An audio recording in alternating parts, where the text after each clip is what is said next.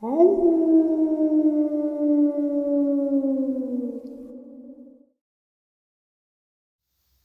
and salutations, everyone. I hope everyone is still doing well, and welcome to today's bonus upload. Before we jump into this very interesting bonus upload, couple links. As many of you know, I rely on Patreon, PayPal, channel membership, and the merch to help the channel to continue to grow and go. Links to Patreon, PayPal, and channel membership is in the description below. Merch displayed directly under the video. Also, Dogman Frightening Encounters, Volume 1 through 3, the audiobook versions. They were written and researched by Tom Lyons, narrated and produced by me, Jeff Nadolny.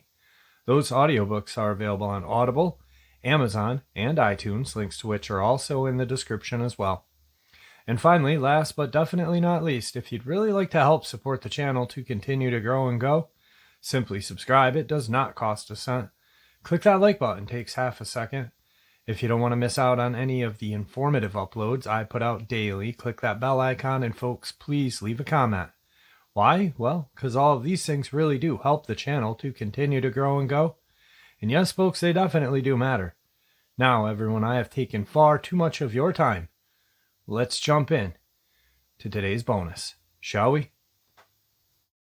Today's bonus upload shows just how dangerous dogmen can be, but also how instinctual they can be as well. It is truly a mind-blowing experience. All right, guys, so today's first part of the upload, it takes place in Idaho. Husband and wife. I did a group call. I was driving to the hospital to visit my dad, which is about an hour and 15 minutes. We kind of did like this group chat talking as I'm driving, and I knew I had the time. They didn't have a whole bunch of time, but they spent 45 minutes sharing their experience with me. And it does take place in Idaho, in Fremont County. There's a state park called Harriman State Park, and little areas in that area, horse ride outlook or overlook, and there's a reservoir out there. Back in 1992, husband and wife, they had kind of just met a few years before and got married. They really had a lot of same interests: horseback riding, nature, just being out in nature and enjoying each other's company. Now, in 92, they didn't have children yet. They were, trying to enjoy life before they had kids. They had planned to have kids. They had just bought in their first home. So they are out horseback riding. Now, the area that they were in, this Harriman State Park, horse ride overlook, is really notorious for horseback riding, obviously. And there are people who do make money renting out their horses for a couple of hours. The husband's family was well off, and he was fairly well off. So when he met his wife and realized that she loved horses but didn't have any and never owned any, he had bought her own horse and himself a horse so they could ride together. That was his marriage present to her. And I thought that was wicked, wicked sweet. I mean, great people. I had a blast talking to these people. They had been married for 35 years.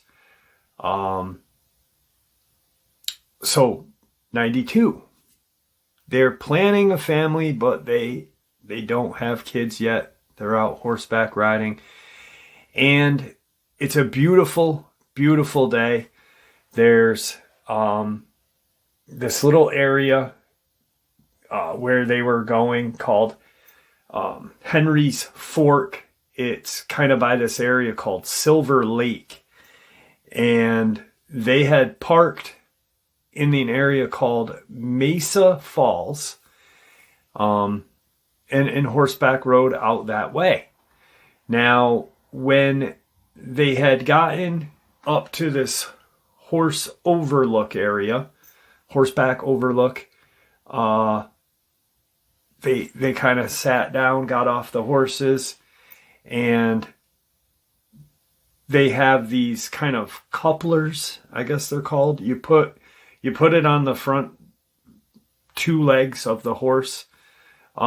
It doesn't trip them up, but it doesn't let them run too fast. It's a way of keeping them in the area. Now, they're just sitting, relaxing, talking, enjoying this beautiful, beautiful day.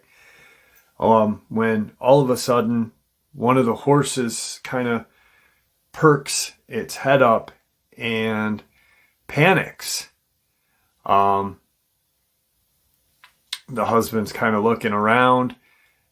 He's not armed. He's with his wife. They're horseback riding. Beautiful day. It's a summer's day. In an area where they've horseback rode before. So what would be the point of carrying a rifle, They kind of look at the area and they don't see anything. So they kind of get back and, sit back down, relax. The other horse now is kind of spooked. The husband then stands up and looks around, goes over to both horses, calms them down, and looks at his wife, says, "Hey, maybe they smell something in this area. Maybe, last night some coyotes came through, or, whatever. Let's go up a ways and, we'll sit somewhere else and relax." And, all right. So they get these coupling things off and they start heading up past this overlook area. Now, they don't ride for fairly too long. And they get to this area called Golden Lake. Now, there's a kind of outlet that releases water from the lake into another creek. The husband didn't really remember the creek's name. After looking at the area, I believe it was Thurman Creek or Thurman Creek. And so they had gotten to this area. It's an open area. There's dirt roads at the time. No major highways, just dirt road. And they're like, this is the perfect spot. Let's have our picnic here. Now, mind you, there are woods all around them. This is not a rural area. This is wooded area. And they get settled, situated. Now, everything's going smooth. The horses are calm. They couple the horses back up. And they kind of have their little picnic, what they were going to have back probably 45 minutes prior to. And they get done with their picnic and they're like, all right, which way should we go? Do you want to go? How long more do you want to spend? Do we want to go up past this lake here, go around it, because there's a lot of woods in that area and you can go through the woods with your horses and stuff. No, let's just head back. She's getting tired and he's like, all right, that's kind of weird. They've only been out for, 3 or 4 hours. She could go ride all day. He would be the one that usually got tired. So they start to head back. Now, instead of taking the way they took, they kind of cut through. this set of woods, this track of woods, and smooth, their day is going smooth. All of a sudden, as they're going, the horses start to really act a funny way. Not really bucking, but kind of looking around, making a lot of noise. And he can see that, her horse is acting really crazy compared to his horse. So he's like, hey, get down. Let's take a minute. We'll walk these guys out. Something's going on. I don't want you to fall and hurt yourself. Okay. So they get off the horse and they start to kind of walk through. And they see this kind of shadow through the trees. Immediately in the husband's mind, he's like, oh shit. This may be a bear. We may be stumbled upon a grizzly or a black bear. We are in northern Idaho. Yellowstone Range isn't too far from us. They've been known to travel in this area. He's like thinking, I don't have my rifle with me. I got to figure out, maybe this is why the horses are acting crazy. He kind of not yells to his wife, but, says, hey, there's something kind of trailing us over in the woods, to our immediate north. And so she's like, okay, what do you think it is? He's like, I think it's a bear because it looked pretty big. So she's like, should we get on the horses and ride out? He's starting to think maybe we should. If we do and a bear comes out, do not fall off. The horses will start acting crazier, but hold on. I know you're a decent rider. But still, she's only been riding for a couple of years as of this point. So he's in his head thinking, should I put her with me and, have my horse lead her horse out, have her on the back of my saddle with me, trying to make sure that she's okay. And as they start to think about what they're going to do, all of a sudden they hear this kind of roar followed by this, it was just this loud roar immediately followed by a long, drawn out growl. So the roar, and then it just faded into this growl. And out walks this bipedal wolf man, which they now know is a Dogman. This thing didn't bother to even approach them quadruped. It just walks out. Now, the horses are freaking out. The husband's got both leads in his hand. Her horse is acting more crazy. Leaps up and he lets go of both. He didn't really have a choice. It was, I'm going to get dragged. I don't know. They didn't have any kind of choice of what to do. The horses were acting crazy. They've got this Dogman coming at them, and it's walking. It's not running. It's walking. And the horses take off, and they're just standing in this wooded area. Like, what the hell are we going to do? You know, they're probably an hour and 20 minutes outside of this horse ride overlook, about 2 hours and a half from their truck and trailer. You know, they're out there, and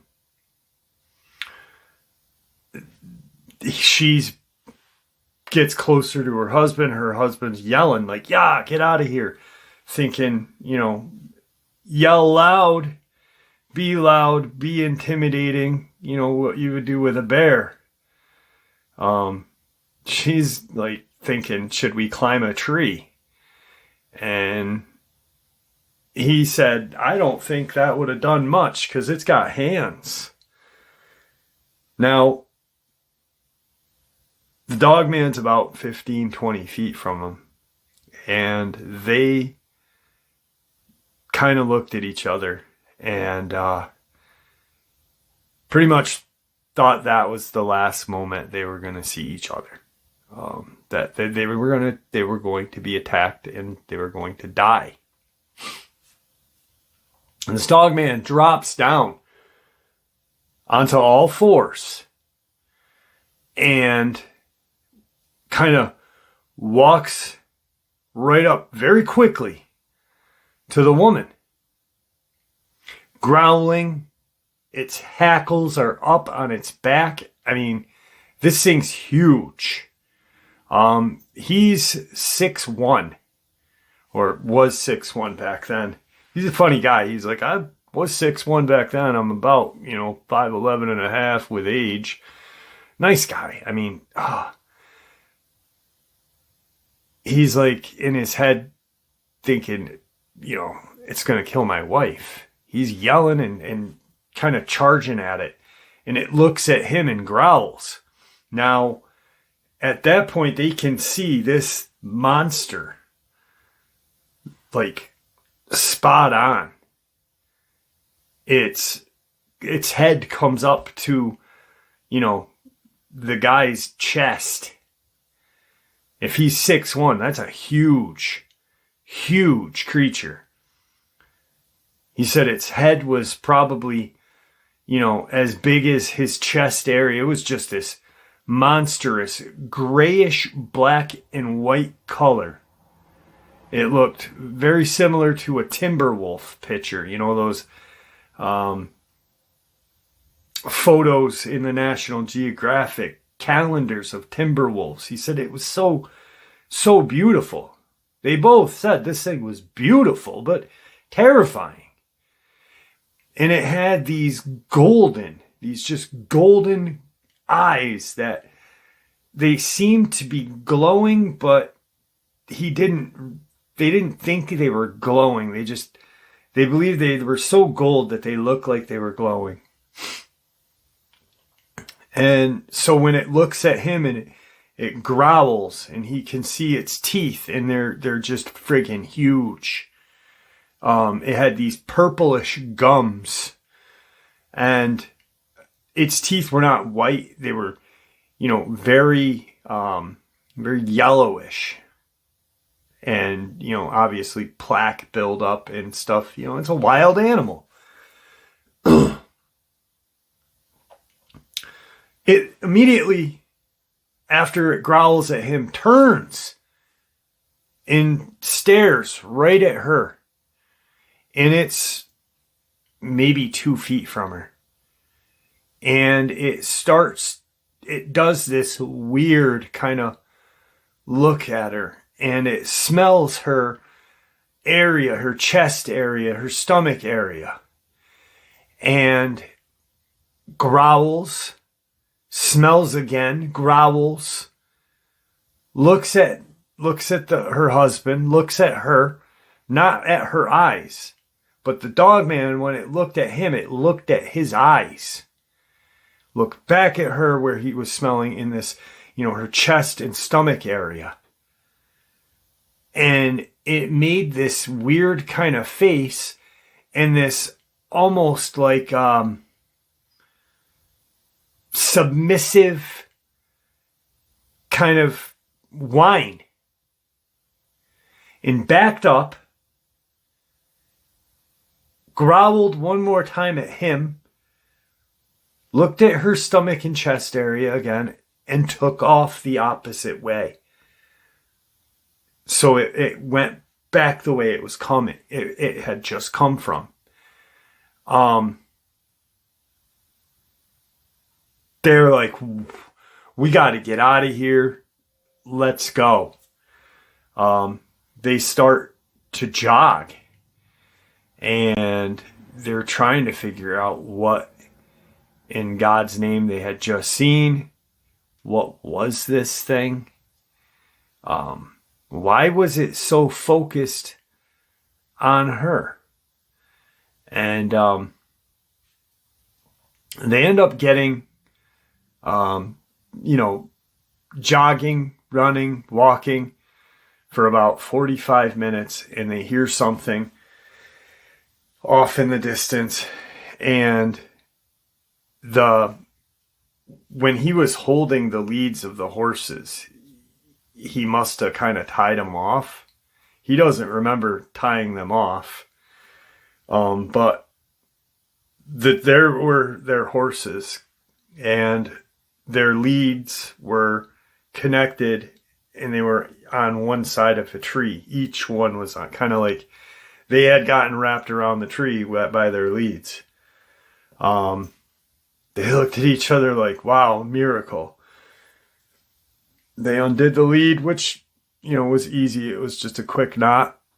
They get on their horse and they leave. Of course, that night, they get home. When they get home, they, do their routine with their horses, cool them off and everything, and feed them and put them in the barn. And they go inside and they start to have, their dinner. They're really freaked out, talking like, what the hell was that thing? Like, and why was it focused on me? About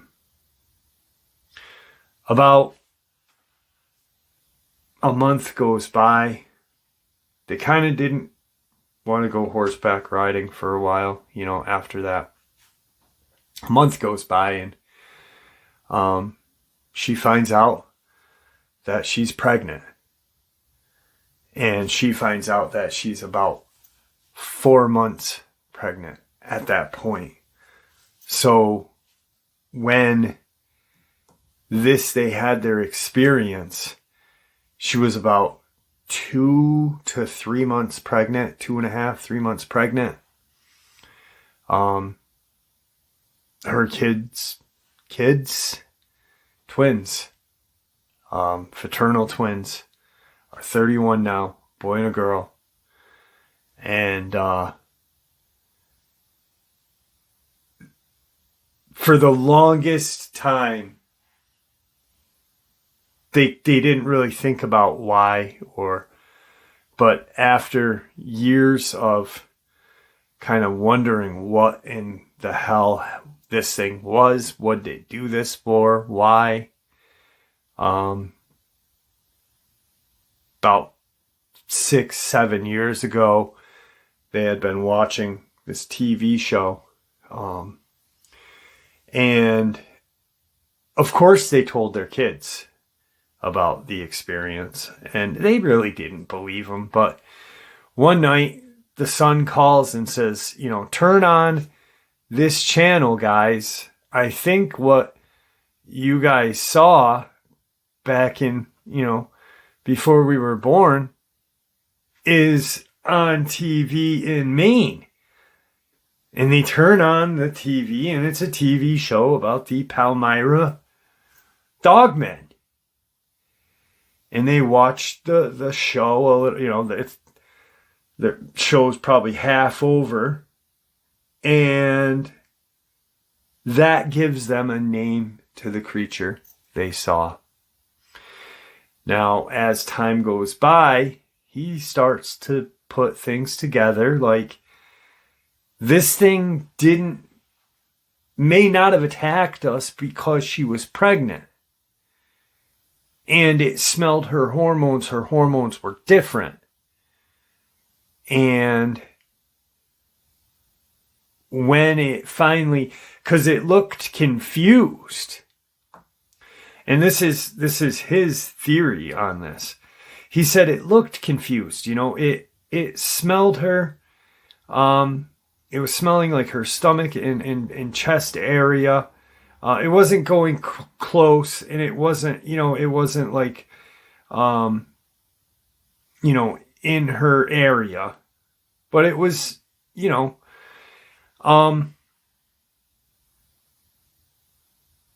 and when it kind of first did that first smell, it looked at him. But then when it smelled her stomach and her chest area and the area one more time, is when it kind of made this weird face. It stopped baring its teeth at that point. The first kind of time was when he noticed the purple gums, the teeth. And then when it did it, the last smell is when it really kind of made this like real weird kind of facial expression. And he said it's kind of hard to explain because, we're talking about a wolf, Dogman making facial expressions, but it made this odd facial expression and did that whine and stepped back and then took off. He, after talking to his wife about this and stuff, he thinks that maybe the confusion was the fraternal twins.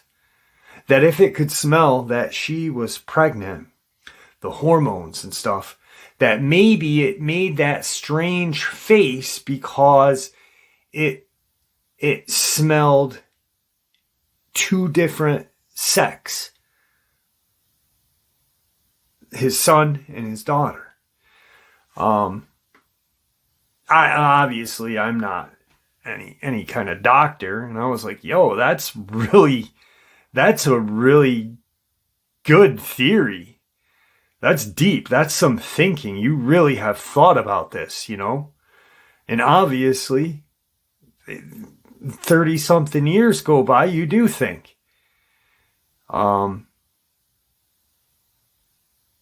They've shared the experience with a couple of their friends, and obviously their children. They only have the two. They never had any more kids after that. They have gone up to that area since and never seen that creature again. Never had any kind of sighting again. And, that is his theory, and she agrees with it.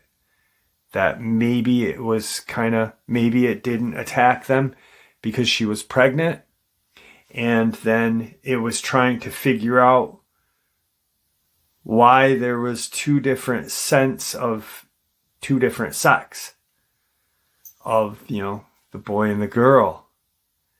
And it immediately, and I was like, that really right there is some powerful stuff. And, so that's their experience out of Idaho. Which then led me to sharing the experience out of South Dakota with them. And the wife was like, my God, after I shared the South Dakota experience with them, which I will share in a second, the wife was like, my God, maybe these creatures do have some sort of soul. Maybe some of them do. For them to have compassion. And the South Dakota experience, because this encounter blew me away. But the South Dakota experience was this young girl in her 20s, was in the Black Mountains hiking, and she had come across this coyote. It was a little larger than a coyote, but it looked like a coyote, and it was caught in a trap. It was caught in one of those paw traps.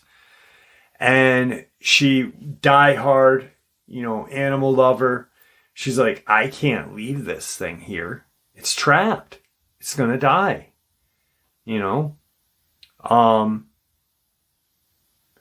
She's talking to this coyote, air quotes, and she's like, if I, open this trap, it's gonna bite me. And she is showing she's pregnant. She was, had a little belly. And she's talking, soothing, and it eventually kind of lets her open and release the trap on its paw, which was kind of weird looking. But she really didn't kind of dwell on that. She was more, that's the thing. She didn't dwell on it because she was more worried about getting bit and worried about getting its, air quotes, paw out of the trap. But it was a very strange looking paw, very similar to a raccoon paw. It then takes off running the opposite way. So some time goes by, and she's now had her kid. She's got her baby in that front-loaded backpack where you can put it in. And she's in the same area hiking. And it's an easy hike. It's not a hard hike. It's just a walk, And she gets to this section of the mountain where it's kind of a steep wall.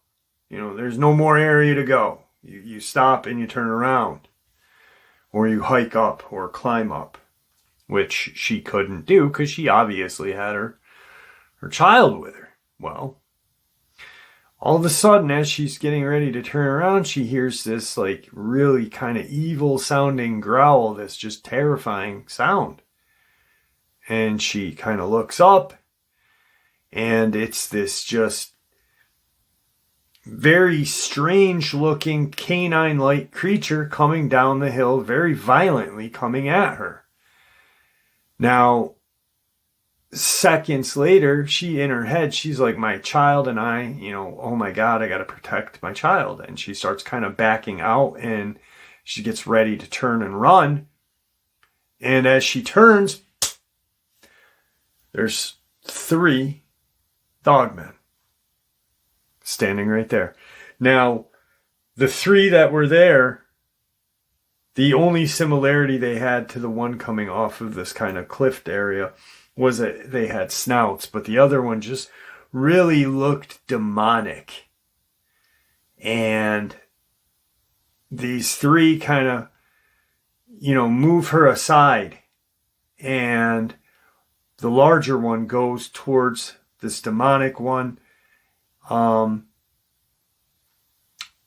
second largest kind of nudges her to go with the smaller one.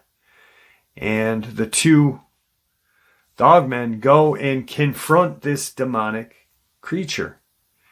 And the smaller of the dogmen lead her out. They get to an area where she's safe. They can hear the conflict, the fight. They can tell that it's very violent. She can tell that it's a very violent altercation. And